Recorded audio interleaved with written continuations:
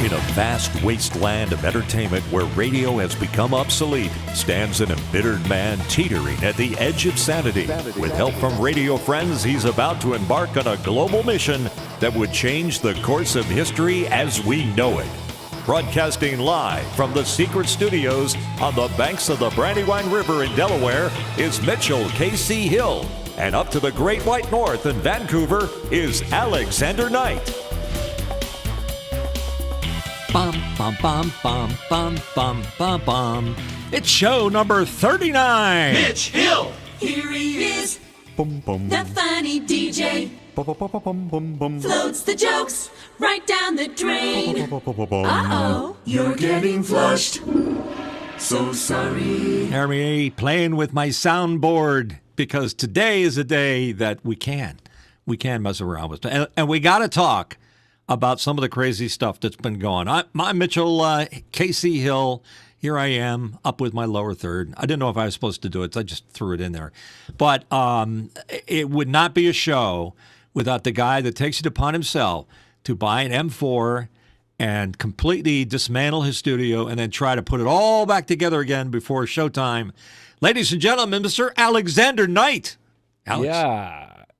It's been an interesting journey this weekend. You know, it's one of those things when you embark on anything complicated, however long you think a project is going to take to you, just double it because that's realistically how long it's actually going to take.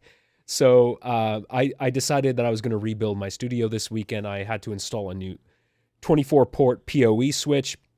And I decided, since I'm going to be doing that I've been wanting to build a new rack for a long time. So I moved all my computers, all my gear into a new rack. Nice and I rack. rip out every last wire in my studio, which involved a lot of rebuilding and rewiring and also a lot of cleaning. So I've been needing to do it for a while because things were pretty terrible with cable management. So it's a lot better, but it took me, I think I counted 18, 19 hours in total. And I've got almost 100% of it back up and running the way I need.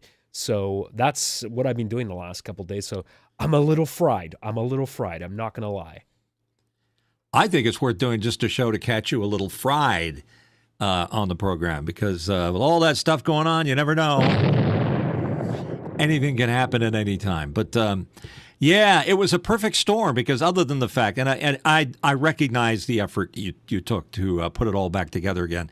I think, what is it, Alex Lindsay says that he, on a weekly basis or monthly basis, he will dismantle everything, all the wires, the connections, and then put it all back together again, maybe because he can. And you did it maybe to make some improvements and clean things up. I think you're that kind of guy, Alex. You just want to clean up your room, clean up your act. Yeah, it's not something I would ever dare do every couple of months. That's insane. The problem is when you keep slowly over time, say over the course of a couple of years, adding more and more gear, which I've done. I've added cameras, I've added computers, I've added this and that. And over a couple of years, your wiring goes just completely chaotic. So, I mean, you should see the rashness of wires behind my desk. It was terrible. I have. So I've been meaning to do it for a long time, so I finally did it, but it did take me a couple of days to really get everything working correctly. And of course, we're live streaming today on a brand new computer. I'm live streaming on a M4 Mac Mini running Mimo Live. Thank you to Boink's software for helping us out with that. And right now we're still streaming at 1080p for those that care. But we are going to be conducting some 4K tests on this new computer. So hopefully by next week, we'll be at 4K. I'm probably going to do some 4K tests today if Mitch feels like sticking around.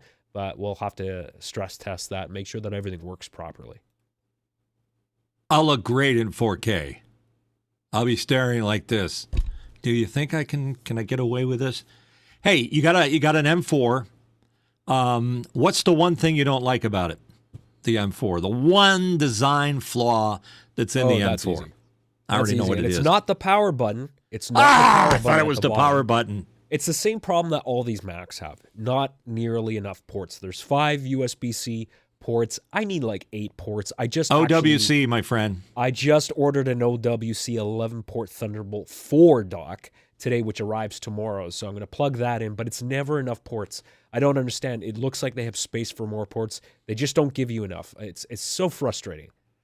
And, while you were doing all that work, I came up with a startup sound for your M4. You want to hear it? Yeah. All right. I think that's what they need for a startup.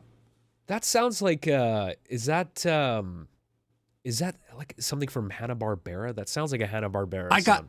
I bought the whole Hanna-Barbera sound effects library. Because I watched a lot of those cartoons. That's a so I got them all.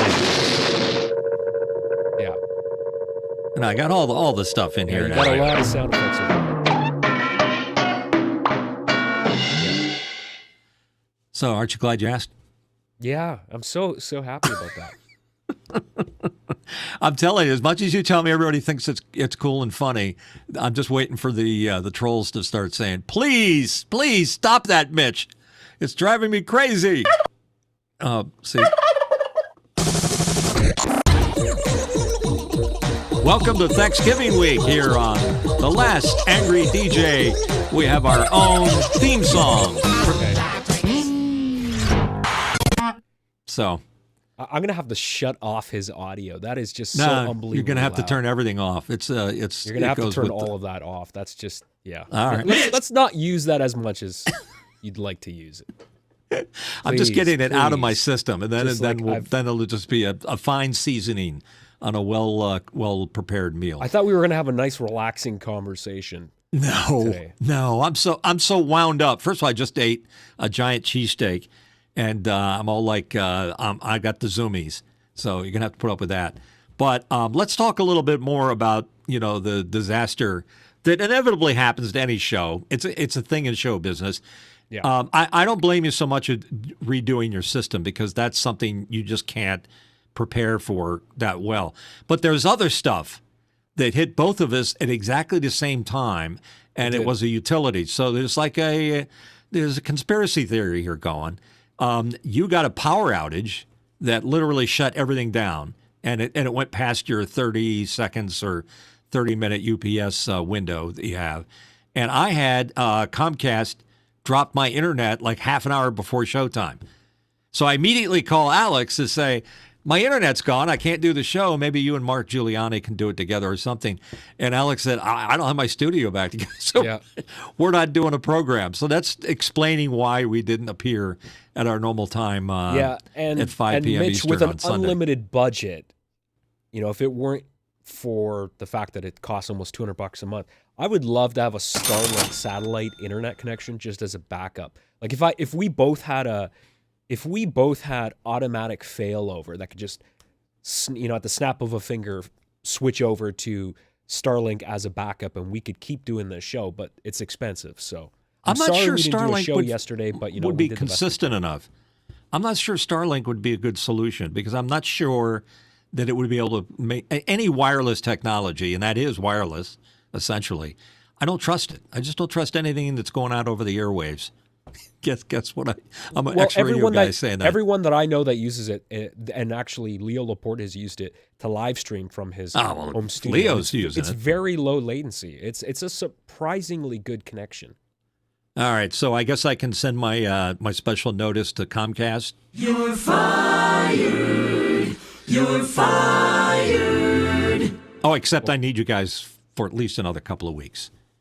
Comcast is not exactly setting a super high bar for service reliability. Well, it's funny that mine went out, and usually it's something I did wrong or whatever.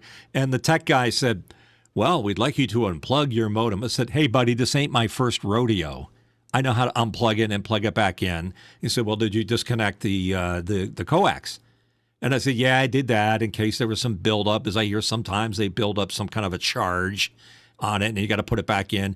He said, can you do that again? I said, why do that? We could do that till the cows come home, and it's just going to be the same result. I hate that.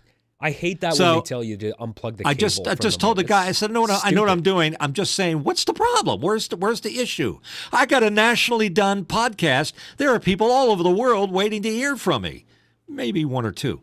And we got to get this fixed in the next 10 minutes. And he said, do you have a paper clip? And I said, now you've done it.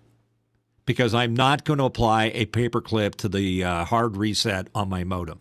I got a DOCSIS 3.x.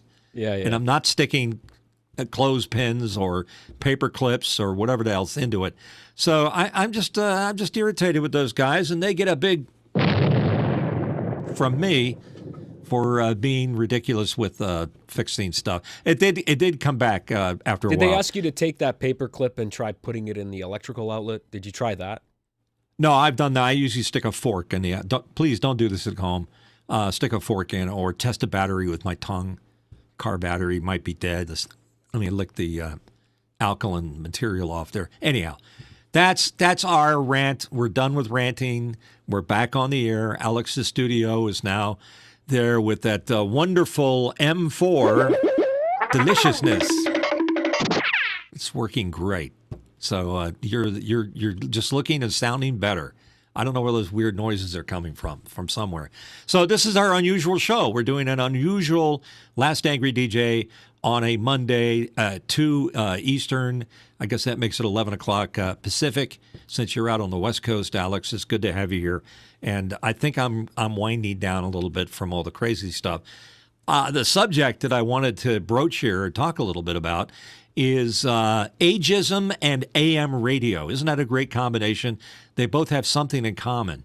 As you may have realized, if you're a broadcast station owner and you have an AM station, you're really having a rough time of it, because not only is it tough to maintain listeners to a AM radio station, but if you're a car manufacturer, you've sort of taken it upon yourself to decide, well, we don't need to put no stinking AM radio in this new car that we're coming out with. If you're Elon Musk, and he says, oh, well, my electric cars don't need an AM radio, so we're not going to do it.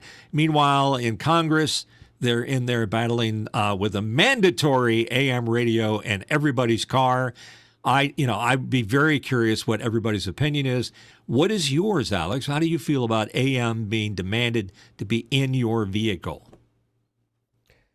Well, I listen to AM radio, but to be honest with you, the audio quality of just over-the-air broadcast for AM is so bad. It's really hard to listen to it now. It was one thing to listen to it back in the day, but now... And look, I know, everybody tried to push HD, HD radio, but that never has really nothing got to do with adopted. AM. And if you listen to AM that's broadcast over the internet, it sounds great, but just over the air in your car, it's pretty crappy. So I don't really listen to it a whole lot, to be honest with you. Sometimes I will tune in just to get a traffic report while I'm in my car, but that's really all about. That's about it. Most cars have a traffic report channel.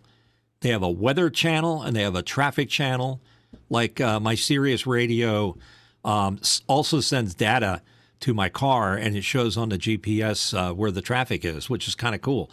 To be honest with you, that's the main reason I have it, because I can see where the traffic. So if I'm going to go left or I'm going to go right, one way is longer than the other, but one is blocked, and I might as well take the long way around.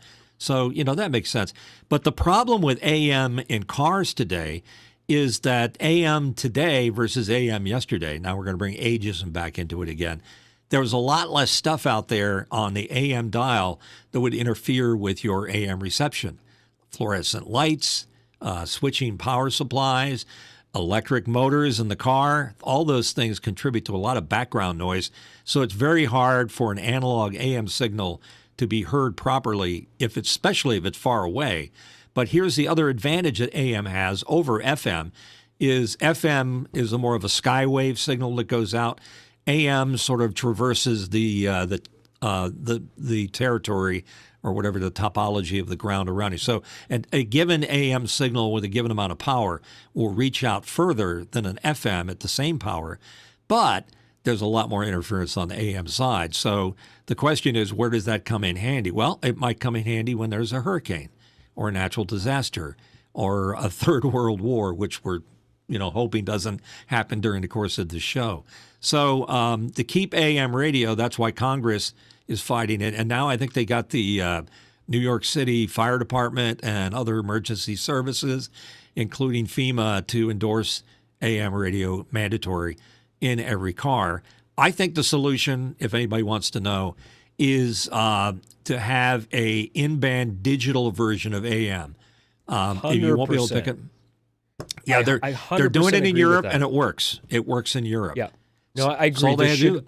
There should always be. I don't think we should take the over-the-air broadcast traditional AM stuff out. I think there's absolutely no reason for that. But I do agree with you, Mitch, that for those that want that higher quality stream, over satellite or whatever it's going to be, I think that should definitely be an option. And you're absolutely right. There's still a value there in case of an emergency, because when the cell phone towers go down and when everything else goes down, that's a problem. No internet, buddy. No internet at that point.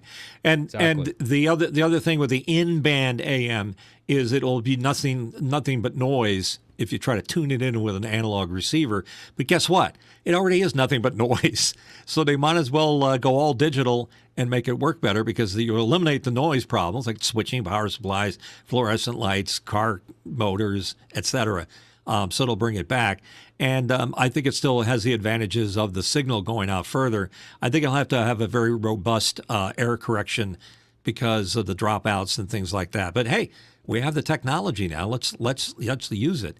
And then at some point, maybe down the road, it goes away. It's like trying to push metric here in the U.S. Nobody wanted it, so it didn't stick around. You guys are used to it because you've been using metric.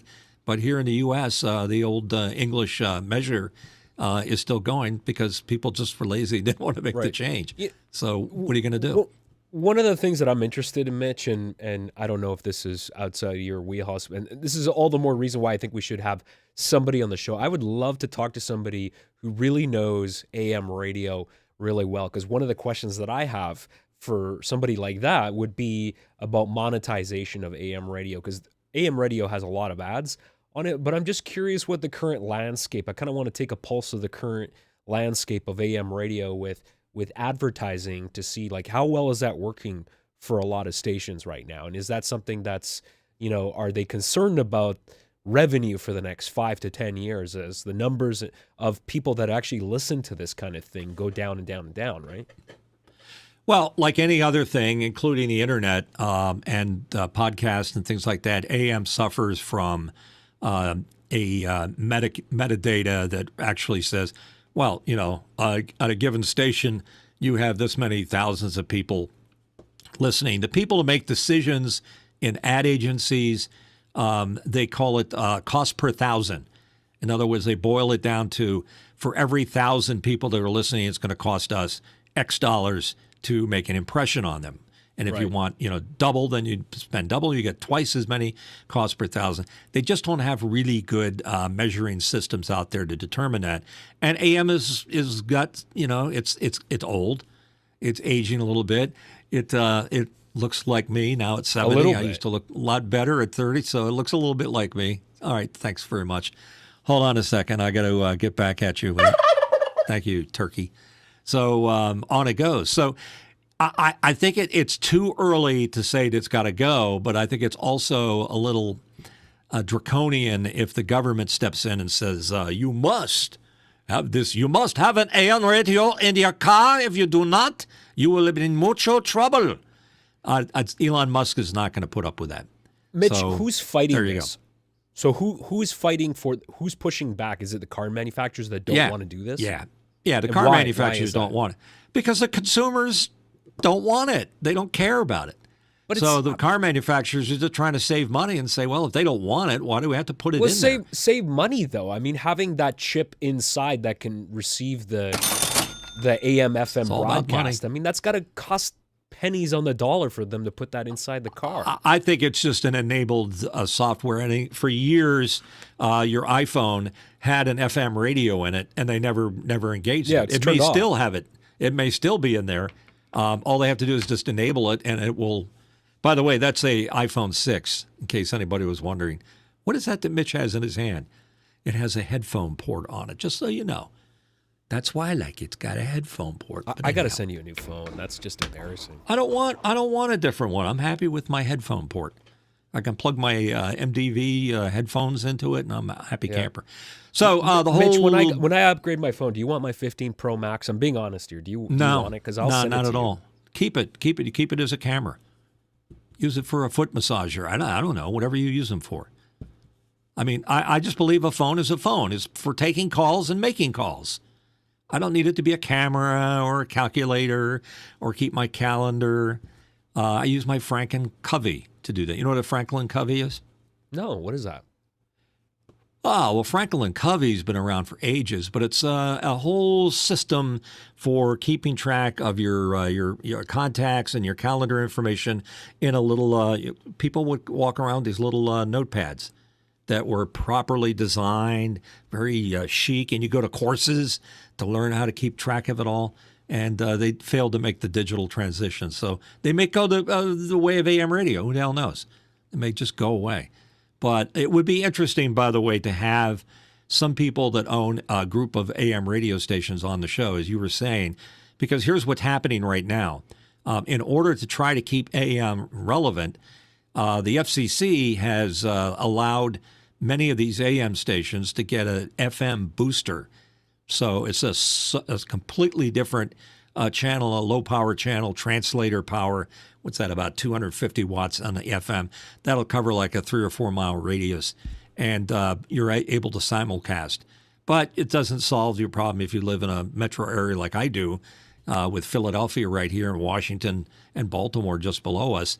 There just aren't any frequencies available to do that. But they did it, and if you're out in the Midwest or some area where there's space, you could, if you have an AM station, you could also have an FM station, and you could trade off of your FM, and that would be more useful if you're selling and you want to get money in from your clients. Am I starting to act like that? What's that guy that's on TV that does the stock quotes? The mad, whatever, he's got the buttons and he hits them all the time. I forget his name. It's a crazy guy. Runs around. You know what? I'll remember it. It'll come out of my head. So as far as AM is concerned, I think the reports of his death are greatly exaggerated, as Mark Twain might say. But we need to embrace new technologies, and I think that the noise issue is a very real issue. And as Alex and I both agree that we should make that transition to an all digital AM. It uses AM frequency. It just digitizes it in the available bandwidth and the side channels and all the other stuff that's in there. Change. We fear yes, it's change. And that's a good point for us older guys, because as you get older, Alex, it's going to happen to you. It's inevitable. Nothing you can do to stop it. Is that change is something we don't like. That's what I say. And you're not going to be any different. I'm planning on freezing myself until there's a cure for Walt Disney's death. already way ahead of you. That's a joke there. He's way ahead of you. Let me ask you this. Supposedly they chopped his head off. What do you think about being immortal? If you could, would you want to be immortal? All the shows where I see where that issue is brought up, vampires, people that have the genetic predisposition to mispronounce, to live forever, they all seem to hate it. They've seen too many people pass by. It's like your pet. You really hate it when you have to put your pet down. I wish they could live longer. That is one negative aspect, but just think about how much accumulated knowledge and skills you've built up over your entire lifespan. Just think about 500 years, 1,000 years from now. That's what the internet is for. How much smarter you would be 1,000 years from now. It's not about me. It's about what I can leave behind as a legacy. And you don't need to be a corporeal body. Notice I just said a big word. To be able to do that. You can leave that information. This show, what we're talking about right now, is being recorded, and it'll end up on YouTube, and it'll be there forever. There could be audio archaeologists thousands of years from now in their little spaceships, the Jetsons, and I don't have that sound effect in yet. And they could go back and say, wow, they really were ahead of their time. They were pretty smart guys. So that's our opinion on AM radio and getting older. Yeah. It's just something you have to live with. And you mentioned, it's funny, you mentioned legacy. I didn't watch the fight, but the Tyson Jake Paul fight. But, biting the ear off of Evander Holyfield. Did you see that horribly awkward interview with Mike Tyson? Is that the one where he flipped out and started threatening So I don't know if it was before the fight or after the fight, but this young woman was interviewing him, and I felt so bad for her because she was asking him questions about, legacy and what does it mean to, like, what is this fight going to mean to you, and what does it mean to leave behind a legacy? And he just went on this whole rant that was just made no sense. It was just like he was just saying, legacy, legacy, they don't mean anything. Hey, careful, careful. I know where you live. Come on, I'm trying to do my best Mike Tyson's voice, but that's what I'm saying. Careful. He's just like, I don't think he'd appreciate that. Yeah, I don't care. He can come. If he starts playing in the air tonight, it doesn't mean anything. Legacy doesn't mean anything. Once you're dead, you're dead. It don't matter anymore. And it's like, what are you talking about, man? Boneheads in the news. I will tell you that Mike Tyson is a very sweet gentleman. I met him at a party, believe it or not, at Sirius XM in New York. For some strange reason, they invited me along, and there's Mike with his crazy tattoo and everything. And I engaged him in a conversation. And he's a lovable guy. He's a nice guy to talk to, but he's also the kind of guy you do not want to piss him off because he's used to beating the shit out of people. These guys in a ring can take 2 or 3 punches or 4 or 5 punches from him. One punch would put you and I, in a coma for the next 10 years. Yeah, I don't know. We wouldn't have to worry about AM radio. We'd be dead. So to answer your question, Mike is a man out of time. So if you're going to ask him contemporary questions, he's going to be thinking with the Mike Tyson mind from 20 or 30 years ago when he used to bite the ear off of his opponents in the ring when that was a thing to do. Nowadays, people would be shocked and amazed. So is it appropriate to have a older guy? What's he in his late 50s now? He's 57, fighting a young guy in his 20s who can move so much faster. Now Mike can still land a punch and probably take a punch, but apparently he's too old for it. Well, but you know what it means? It's just another example of. Obviously, it's a cash grab, but I mean, I think it was a stupid fight. But deep down, I don't know much about Jake Paul, but from what I do know about him, I was really hoping like that start would fight.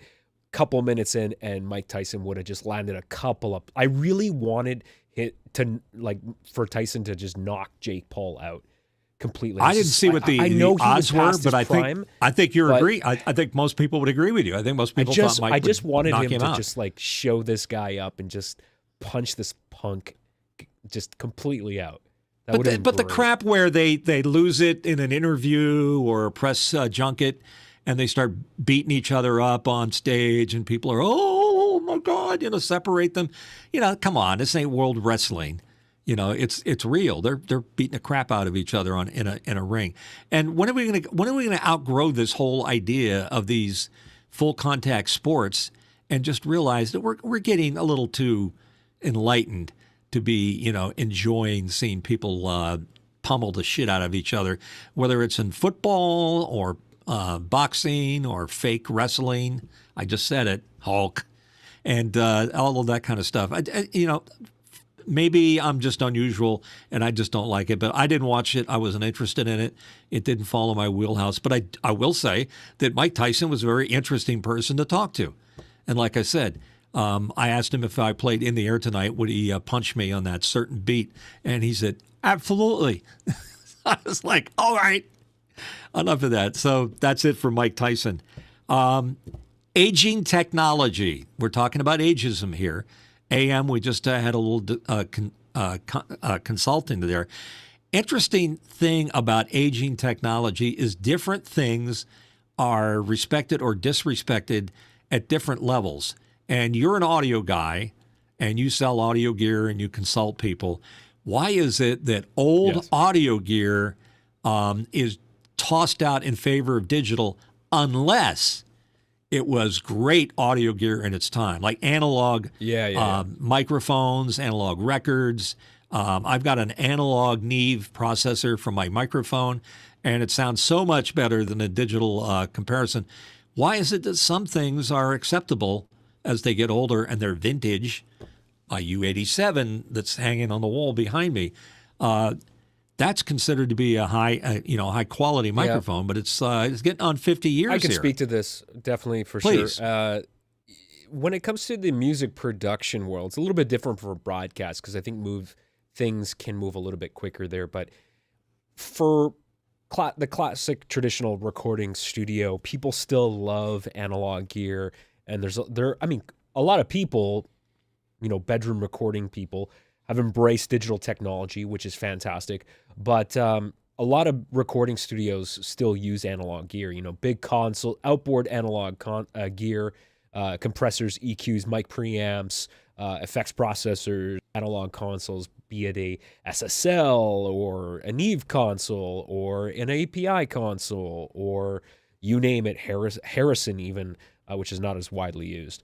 But there's a certain magic, Harrison, there's a quality to that outboard gear, and that stuff can still be serviced and maintained quite easily, and you can still, replace parts. A lot of those big consoles are modular, so each channel strip has, a couple screws. You pull out the module, you can fix that one thing. But a lot of new products now, it's surface mount technology, can't be easily repaired. If something breaks, oftentimes the entire logic board has to get completely replaced.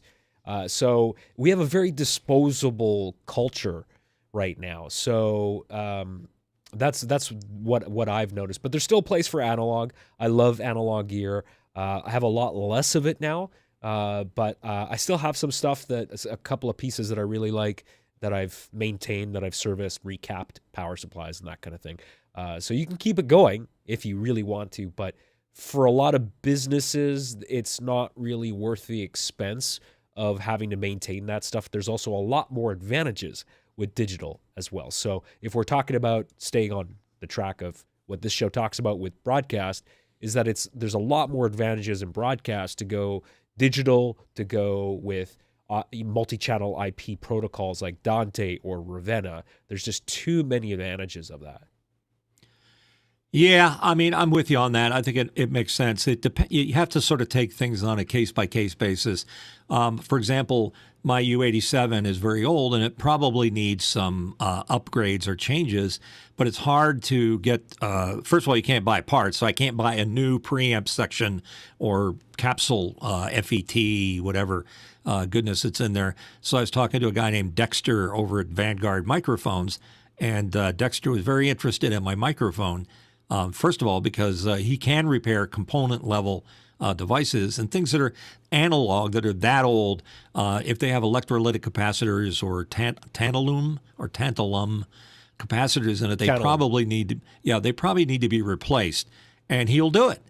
But one of the cool things about it was he was looking at my mic, and he said, "That is the cleanest Neumann U87 era 1979 that I've ever seen. There's no dents in it. It looks superb. It looks as good as the first day it came out." And I was just curious. I said, "Well, what do you think it's worth?" He said, "Oh, that's worth at least $5,000 or $6,000." I went, "What? $5,000 or $6,000?" So it's Mitch, an analog device that I bought in 1979. What year did you buy that U87? 1979. I can definitely tell you it's worth more than $5,000. Well, there you go. And the fact that it's a lot super more. clean as it is, a lot more. I mean, I just bought a new stand for it. It cost me $500 for a new stand. If you took a photo of that and posted it on, say, like Reverb, I bet you could get $10,000 for that thing. Well, there you go. But I'm emotionally attached to it. It's like the first thing I ever bought. Well, I'm not saying sell it, but that's a beautiful microphone. I'd have to check what they go for now, but I'm sure you can get a lot more than $5,000 for that. Well, there you go. That's good. Well, let's slow things down just for a second because we have something we need to do. Email. We get email. We get your email every day. Here's your mail today. Well, Alex, can you dig into our giant bag of comments and chat remarks coming to us over YouTube and tell us what's going on in the world of questions? We take questions. Oh, he threw the softball at me. We don't have a lot going on. It's kind of a weird time because we normally broadcast on Sunday too, so we've lost a bit of our audience here. But I think the only person in there right now there might be a few. Oh, Ernesto is in the chat, and Hershey Trevetti is just commenting about about the. Oh, he's going back to the Jake Paul Tyson stuff. Talking about the fight there. He's saying actually is this is a question: is Netflix not aging well? What do you think, as the elder statesman amongst streaming services, being at the the forefront of being really the first serious streaming service? Do you think Netflix is having some challenges? I mean, they're all having challenges with making money. I mean, they're losing a lot of money. I think that's a great question because Netflix has gone through some adjustments over the years. I mean, let's remember we used to get those red email or not email, actual mailed packages of DVDs in them from Netflix, and they saw the writing on the wall. I guess as their sales dropped or usage dropped, and they went to a purely streaming service, and then they went into the movie business. So is it time to retire them? Absolutely not.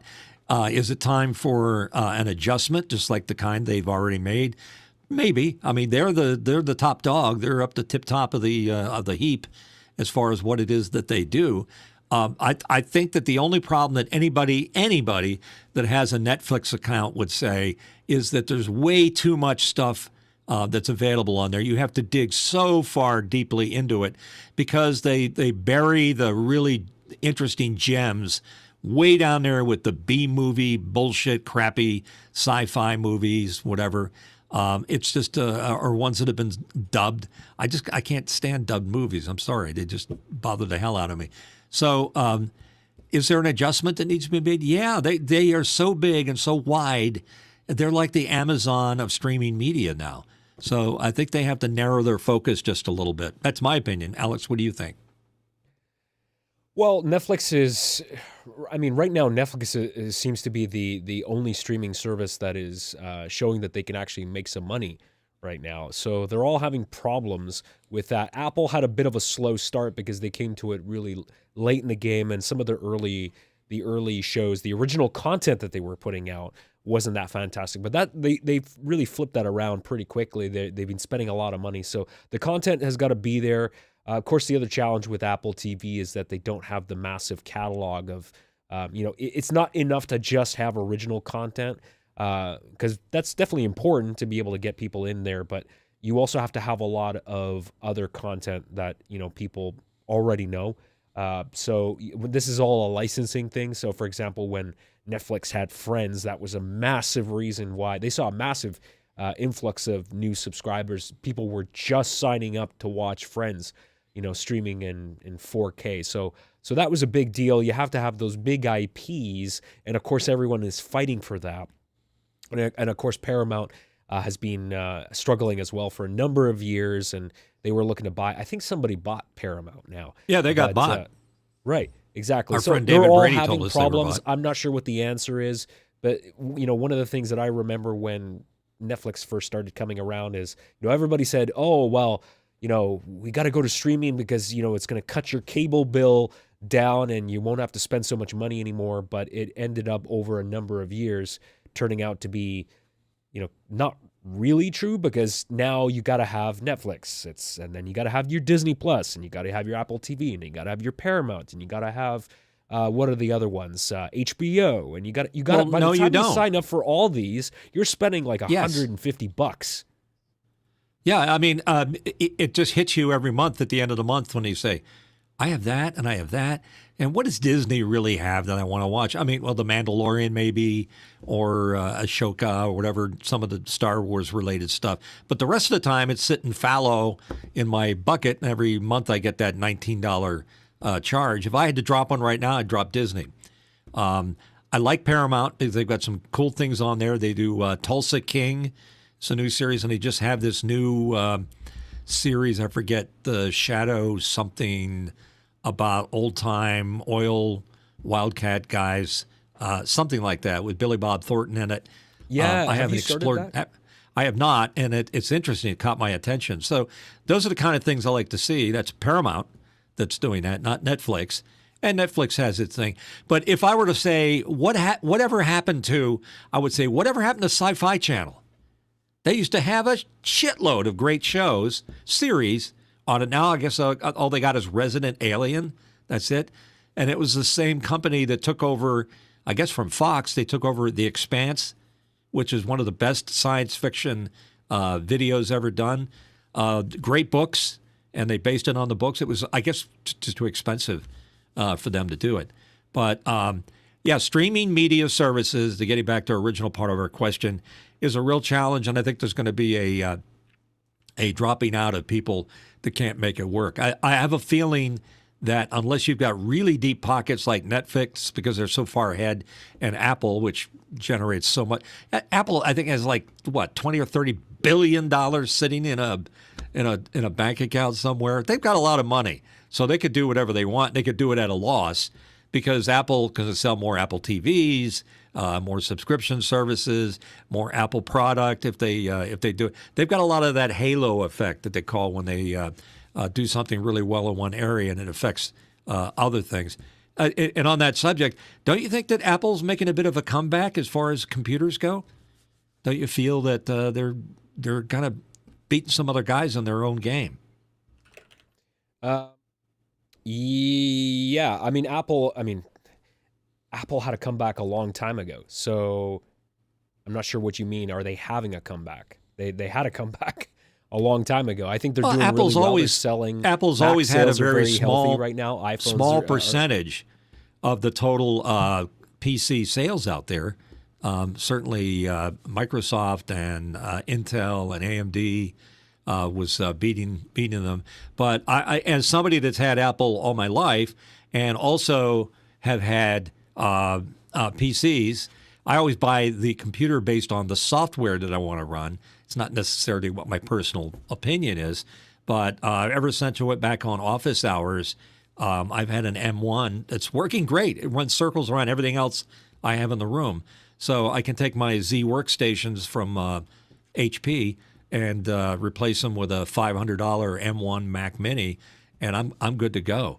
So yeah, that's a bit of the problem is that Apple seems to be making a comeback with their own silicon-based computers. Maybe it's because they control the whole infrastructure and the entire Apple zeitgeist or whatever. They don't have to rely on keeping it open source so other people can build their little parts or their little cards that drop into it. So I'm answering my own question, but I wouldn't mind having an M4, but I would use it to replace all the video work that I do. I have a video system over here. This is where I do all my Adobe video projects. So, yeah, I would go that route. But the reports of Apple's death, I mean, they almost died in the, the mid-'90s? The company almost went totally belly up. Nobody would touch them. They were looking for people to buy them, and they couldn't find anybody to buy them. That was back in the powered PC days. Where they were just before they brought on Steve Jobs again, which was a brilliant move on their part. But it was Gil Amelio, I guess it was, who was running it, and he was an old Intel guy. So the idea of things getting old and being useless, it's an interesting case by case to determine whether or not it's still valuable. As we've been talking, AM radio still has its place, perhaps as emergency notification for when things break down and the world needs to stay in touch. It's going to do it better than FM does it. The idea that your vinyl records are making a comeback. You know, there was a vicious rumor going around, and I don't know who was in charge of the statistics, but they were saying something crazy like vinyl sales are down 30% this year over last year, and that's not true. They're up 6% over last year.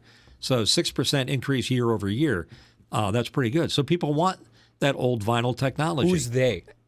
Who's they? Well, when you say a conglomeration of opinions that sort of filter down to us as mere mortals, they're saying they.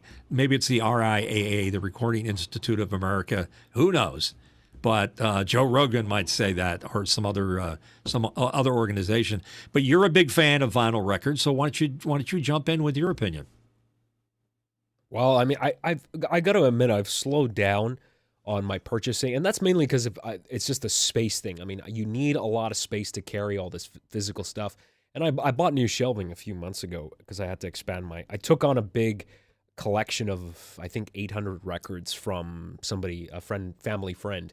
and yeah, I'm probably not going to keep all of it, so I still have to go through a lot of it. So I needed to buy some new furniture, but I love the sound of it. I love just focusing on the music, listening, turning off the lights, and not multitasking, just paying attention to the music. For me, that's really valuable. It puts me into this zen-like state, and that's. Are you in a Zen-like state right now?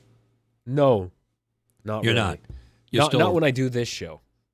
Oh, somehow I have to take responsibility for that. Okay, fine. I'll do the best I can to cover for you. I like the sound of vinyl, but I recognize that it's more of an aberration of a sort, an analog a side effect that it contributes to, and it's very musical, and it's even ordered harmonics, and that's why old Neve gear sounds so good. Or if you got an old Pultec equalizer, it sounds great. It may not meet the same specs as a comparable digital device, but when the digital guys like Frank Foti, who was on here just recently, said that they go to the trouble to analyze and model a digital device after an analog device. So if you got your LA3A compressors, an opto compressor that was made in the 60s, it has a certain characteristic sound to it. They can model it in a digital world and make it sound like pretty much like the analog version of it. So why is that still relevant? Because people still have a feeling for analog devices.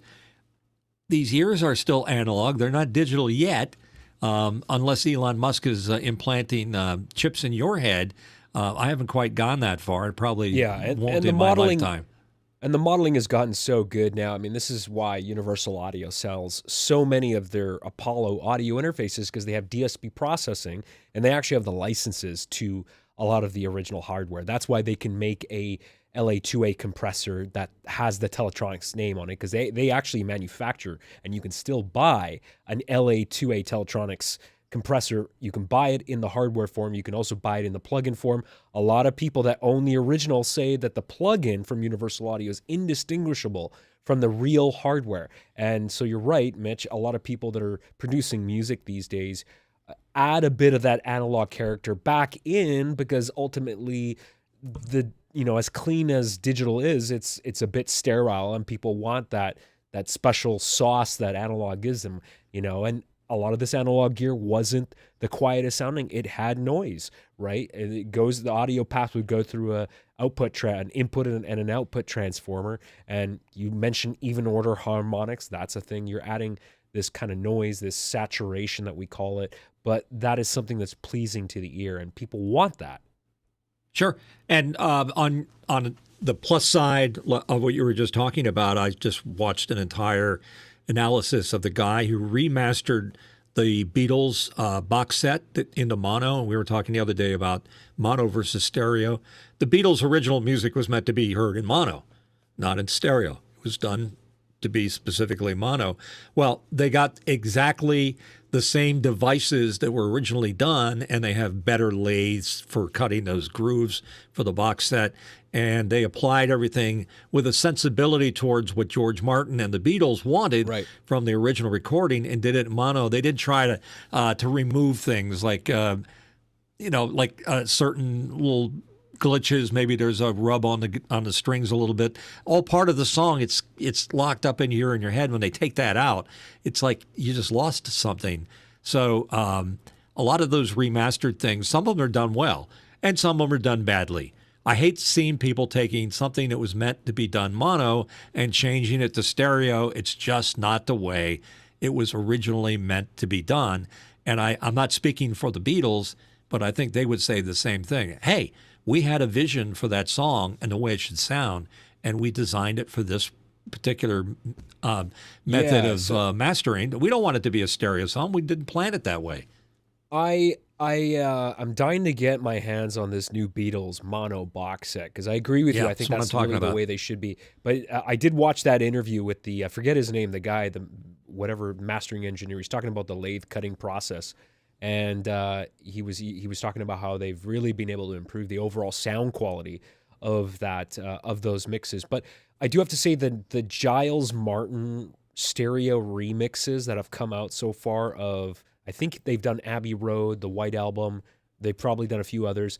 They sound like proper modern stereo mixes. None of this, we're gonna have Paul's bass guitar in the right channel and a vocal on the left, which is really weird and janky. I never liked that. But these new stereo wasn't mixes weird. It are wasn't really weird good. for when they originally were using stereo. It was a toy, so they put the vocals way over in the left channel and the lead guitar over in the right. I agree. In today's world, it sounds weird. And just because Giles is related to his father doesn't necessarily give him the right to change the original. Sorry to interrupt you, but I just had to jump in there and get my 2 cents. Well, in. they've been saying the stereo mixes were approved by the people that are currently living. Hold on a second. So Paul gave. Okay, I just wanted to get that in there. So it was done with Paul's approval. Okay, I think he listened to those stereo mixes. He was there. He didn't have my approval. That's the whole thing. What are you going to do? Well, I don't think they need it. Let's. So get the dogs in here. Okay. Anyhow, the interesting news in the world of audio, and you'll like this one or not, is that with time as it goes on, a lot of big companies have been buying up, brands and systems that we've grown up with, like JBL. It's owned by Harman, which is now owned by Samsung. Studer, which was a great, massively used recording system. They made stuff that was just like precision multi-track recorders and consoles. Was also bought by the same group. A lot of those people are gone now. They're no longer. Neve even has been split up, and it's now owned by AMS, Advanced Music Systems, and another company. And I just saw that, banged into the mic, just saw that Macintosh, the classic U.S.-made powerhouse amplifier, receiver, analog manufacturer, just bought by Bose. Imagine what's going to happen there. So Bose now owns Macintosh. So, I always had something that I could fall back on and say, well, there'll always be a Macintosh receiver or high-powered tube amplifier. But now Bose has got a hold of it. And that doesn't mean anything bad's going to happen. Just because a company buys a property like that doesn't mean that they want to change anything. They just may want the brand for whatever reason. But it's so we don't know. We can't speculate. Bose we has don't know what's going to happen. Bose has a reputation for having a very unusual sound that's uniquely theirs. They're going to take that away completely from Macintosh. I disagree with that 100%. Well, that's just, we're speculating now, so we'll have I'm giving you an opinion. Wait and see. So, but what are you going to do? I just wanted what did you just say before that? And now I wanted to say something about, you said, I wanted to correct you about, never mind. I'm having It couldn't have been that important. It couldn't have been that. No, I wanted to say something. It was important, and it's completely escaped me. Sorry. Feel free to jump in anytime I say something you don't agree with. And remember, I have a soundboard in front of me. So if you get too much, I can put it. I'll bring my Herculoids ray gun out and take you out, pal. So it's just the way things are going. And let's face it. So is there a place for analog in the future as time goes on, as we get older, as the technology gets older? Yeah, it is. Some things, goodbye. I'm not interested in you anymore. 8-track tape machines, forget it. Not interested. Cassettes, how convenient, but it's so replaced by my iPhone or my iPod. You don't need those. There's a lot of technology that's analog. We don't need it anymore. And there's a lot of that we do still like vinyl records or vintage audio gear or recording gear. It just stands the test of time. So we'll continue to go with that. Another thing, and this is kind of interesting. You brought it up last week again, and let's talk about it now because we're talking about ageism and the change in broadcasting as we know it. The position, and I researched this a little bit, the position of an engineer in a radio station, there's not so many people interested in replacing them. There's not many college graduates that are pursuing a career in broadcast radio or TV or media in general. It's a dying art. So most of the engineers that you see when you check out a radio station or you make a tour of a station or whatever. The old guy wandering the hallways with a pipe in his mouth, with a cloud of smoke around his head, is generally the engineer. And there's not a lot of younger people around them. How do we keep that going? How do we keep engineering and technical stuff in the broadcasting industry to be something that continues to be a sought-after position and a well-paid position? I know I just narrowed the possibilities down greatly, but I don't think it's a high-paying job, and I don't think it's a great job in broadcasting to pursue as a career. Because if it was a good thing, it'd be like being a plumber. If you have a plumber, you might have an apprentice, and you don't go to college necessarily to be a plumber or a plumber's apprentice. You do the job with somebody that knows what they're doing, and you absorb that information they teach you. That is missing from the world of broadcasting. It may be there are plenty of exceptions to that rule out there, but I think that's what's happening. So I'm answering your question again from last week, Alex, because you mentioned it when we were talking to Mark about it. How do you find engineers? They're being asked to do a lot more than they did back in the day, Right. And the expected breadth of knowledge, including computers and IT and voice over IP, and as you said, Ravenna and Dante. These are things that a old guy's got to pick up. So it's an interesting point to bring up. What's your take on this? And you're right that there are a lot less people that are coming up now that want to get into audio engineering. But I'm cautiously optimistic because every once in a while I'll meet somebody or see someone that is in their 20s or 30s that is an absolutely brilliant person. So I think that there are definitely less of them around. But I feel like there's always going to be somebody that'll have an interest in that stuff. Just actually the other day, I was watching this video on YouTube that Michael Fremer put up, who's a very well-respected reviewer for Stereophile magazine. He's been doing it for a long time. But he posted this 1 hour walkthrough of, I can't remember the name of the convention. But anyways, it's all hi-fi stuff like high-end turntables and high-end audio gear, all that kind of thing. Could be CES. And of course, I'm watching this. I'm like, there's no one under 60 at this thing. Of course, because like nobody else has money to buy this high-end gear, right? But then he goes to this one booth, and there's like this really young guy in his 20s who's an engineer and just came out with his own speaker line. Right. And he seemed very intelligent. So once in a while, I'll see somebody who's really young, who's absolutely brilliant, that is interested in engineering. So I think they're going to be there. They're always going to be there, but there's less of them for sure. Well, there's also a lot of analog technology that still needs to stay analog, and they still obey the laws of physics. So if you're manufacturing a speaker, you have to be concerned about wavelengths and waveguides and the reflex ports and all the mathematics it takes to be able to generate. Like Klipsch made and probably still makes speakers the old-fashioned way. They always were clunky as hell to look at, but they sounded great. If you looked at it compared to like a Dahlquist back in the day, you'd say, what the hell is that? It looks like a spaceship. But if they manufacture them right, I go back to the days of Acoustic Research, which was a great old company. My first turntable was an AR1 Acoustic Research turntable. It was just a little tiny watch-like motor with a belt on it that drove the platter. And it was like, wow, that's not very technical, but it was very accurate and very good. And if you look at expensive turntables today, they basically are the same thing. They've got a motor with a belt on it, and it turns a platter. The platter is really super heavy, and it might be a thing of beauty in the way it's all designed.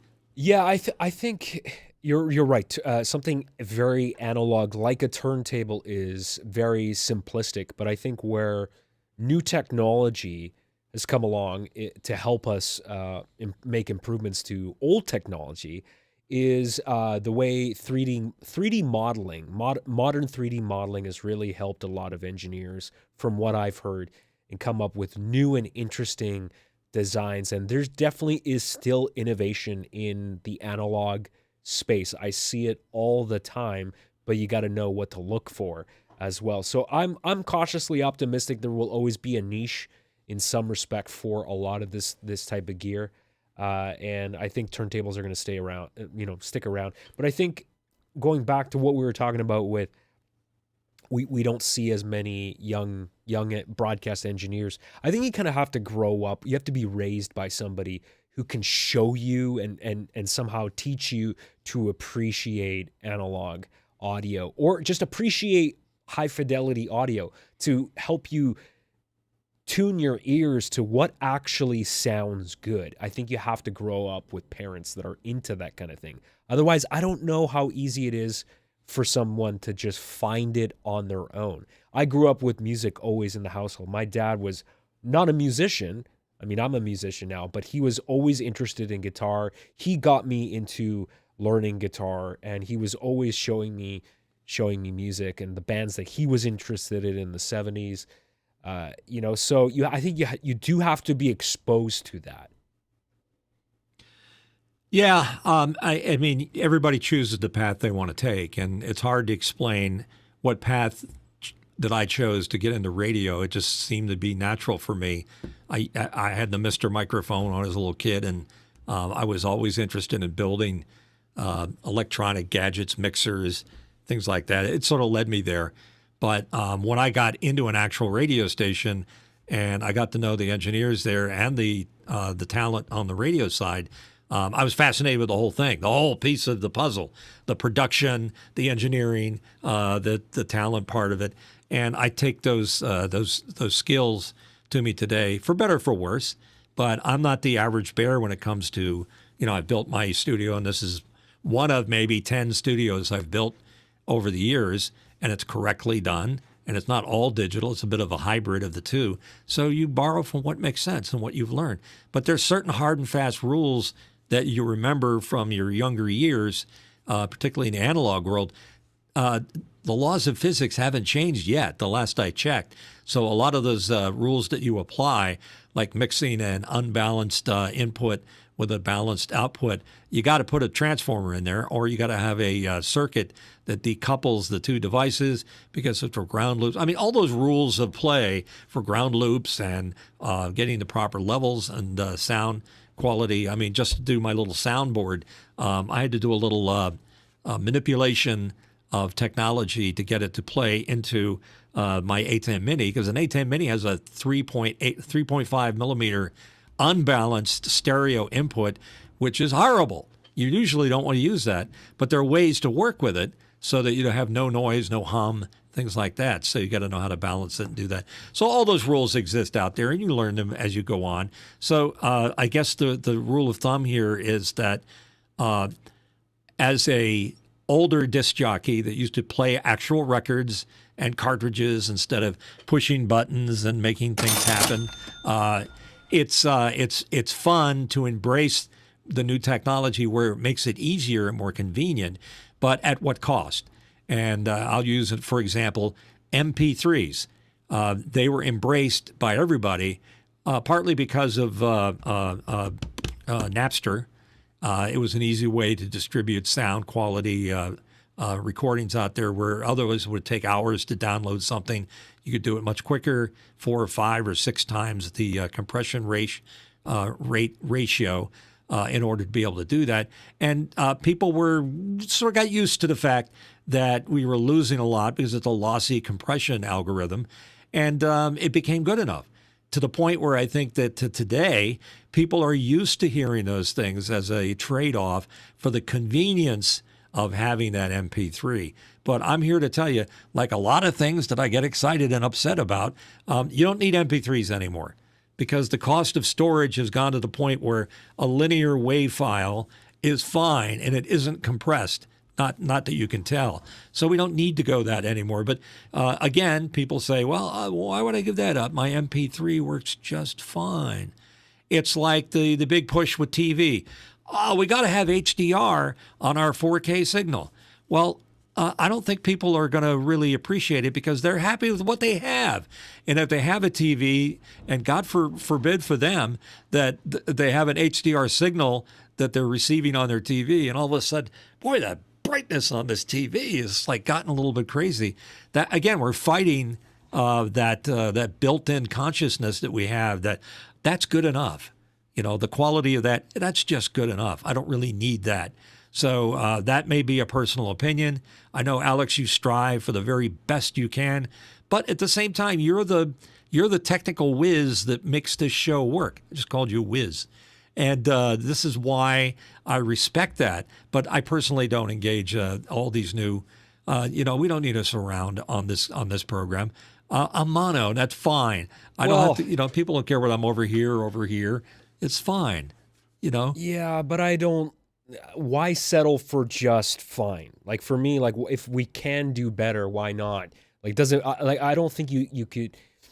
If we just waited for people to tell us what they wanted, we wouldn't really do anything that is that exciting. I think if you want to push the outer edges of what's possible, you have to experiment. You have to strive for more, and you can't wait for the audience. You can't wait for the public to tell you what they want. If, for example, like Apple's a great company, they innovate a lot, but if they just waited for people to tell them what they would want, they would never have any really interesting products. So you kind of just have to think about what you want and then just kind of put it out there, and hopefully it solves a problem.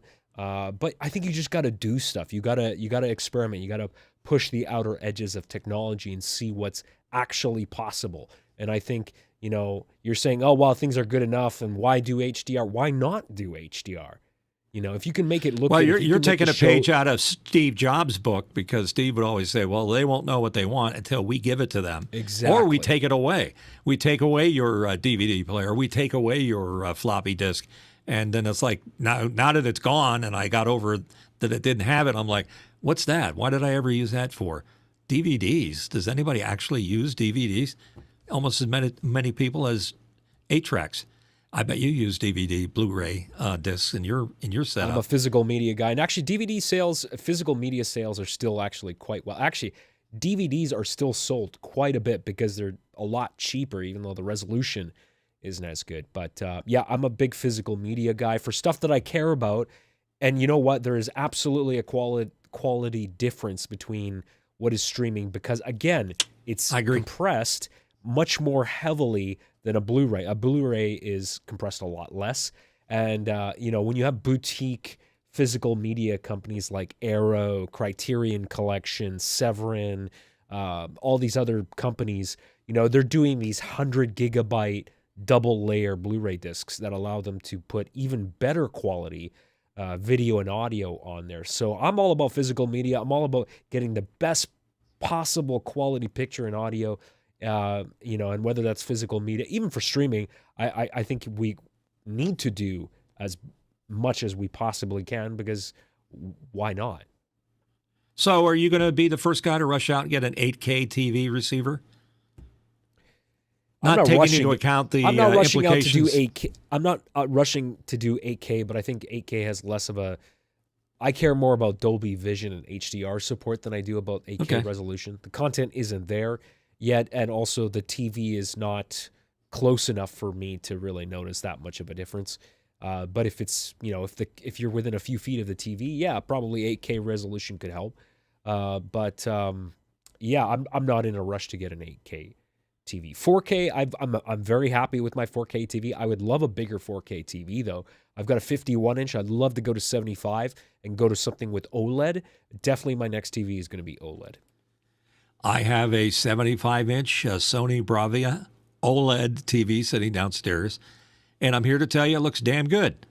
But to be honest with you, I'm sitting 10 feet away from it on a couch, and I look at it, and I see the difference between a 1080 and a 4K stream. And to be honest with you, sometimes I can't tell the difference. There is no difference at that distance because of the pitch of the pixels that are on there. If you get up on it, yeah, you can see that. You can really begin to see the difference. And the other is my eyesight isn't as good as it used to be. So why buy all that technology when I'm not matched up to it? I hear what you're saying. You're young, you're robust, you deserve to get the very best you can get, And I salute you for moving us forward technologically here on our program. But you're wasting your time with guys like me that have to wear glasses. I did get my eyes operated on about a year ago, and they are working a little bit better up here. But from across the room, no. It's the same Well, I'm not old doing eyes. this just for you, Mitch. It's for everybody Not? else. Oh, man. That's I'm not really, going really. to cater to the lowest common denominator. You're fired. All right, you're not fired. We need you too much. I'm not going to So cater aren't to you- the lowest common denominator. So You're calling me the lowest common denominator now? absolutely, I'm All right, singling. pal. No, I'm just kidding. All I good. can't even All hold the good, button Mitch. down and keep the turkey going there. All right. Well, we had a very interesting conversation. We apologize for the delay in our show. We can see immediately from the statistics that not a lot of live question asks are being made here. We can once again tell him that is there a good possibility, Alex, we're going to do our show this Sunday after Black Friday and Saturday. We're going to do it on time in the same bat channel, same bat place. Are we good? Are we moving towards that?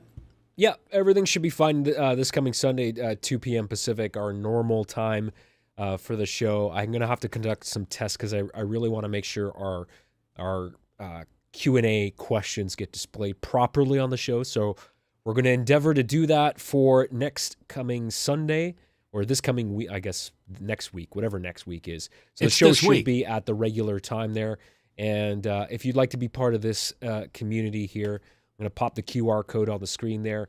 You can join our Discord server and talk about us, talk to us about the show there. And I'll leave that up for a few seconds there. Thanks to everybody who did show up today. Anyone who didn't pop comments into the YouTube chat that's just lurking and watching, thank you there. Thank you to Ernesto and Hershey Trevetti for popping in there as well and saying hello. It was great to see you there. And I apologize. We are streaming the show at a slightly lower quality today. I screwed something up in the encoder settings, so it's about keeping it real, but we'll probably be at 4K by next week. You're killing me, Mitch. You're really killing me with that. Please. Remember, please you're the stop. guy that asked me to get it. What are you going to do? All right, Alex, thanks for your sense of humor, your patience, and your quirkiness. I noticed that things were very, very tough on you yesterday when you didn't have the thing together. That's part of that dead air fear that lurks behind every broadcast when you try to make good on something and it doesn't work out to your plans. But we try to make better by just coming on and doing our show, because there are a lot of people that listen to the audio-only version, too, of The Last Angry DJ, and they're going to have the pleasure of hearing a little bit more back-end baseball talk on the show than we usually do. But we're having fun, and I think I'm getting over playing with my soundboard as much as I am. But like anything else, it's out there. I want to push the envelope into new technologies and new ways to present the show, and then you pull it back after you go forward a little bit. You pull it back a little bit. So as usual, we want to thank a lot of people to make this program possible. We want to thank our friend Mark Giuliani, independent radio owner Laura Thompson, who is helping with our questions. She was helping with all 18 of them or whatever is on the list there. Thanks, Laura. Appreciate that. And we look forward to your involvement in the program. We want you to tell us who you want to have on.